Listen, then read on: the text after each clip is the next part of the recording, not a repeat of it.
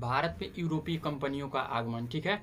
यानी कि भारत में यूरोपीय कंपनियों के आगमन के बारे में हम लोग पढ़ेंगे तो मुगल वंश की स्थापना से पूर्व, यानी मुगल वंश की स्थापना से पूर्व एकमात्र कंपनी भारत में आई, उस कंपनी का नाम क्या है, तो पुर्तगाली ईस्ट इंडिया कंपनी है।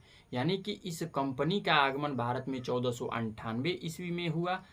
भारत में आने वाली यूरोपीय कंपनियों में सबसे पहले कंपनी कौन सी है, तो पुर्तगाली ईस्ट इंडिया कंपनी है। अर्थात हम यह कह सकते हैं कि भारत में सबसे अधिक वर्षों तक रहने वाली कंपनी कौन सी है, तो पुर्तगाली ईस्ट इंडिया कंपनी है।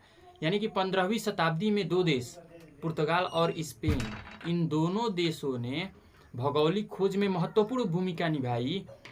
अर्थात पुर्तगाली यात्री बार्थोलोमियो जो डियाज थे, तो इन्होंने आशा अंतरिक्ष द्वीप की क्या की, खोज की, यानी कि जिसे हम लोग कहा जाता है कि केप ऑफ गुड होप की खोज किए।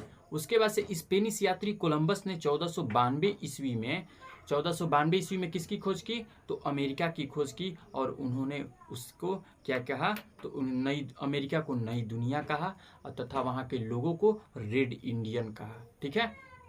उसके बाद से पुर्तगाली यात्री जो थे वास्को डी गामा, इन्होंने 1498 ईस्वी में किसकी खोज किए, तो भारत की खोज किए।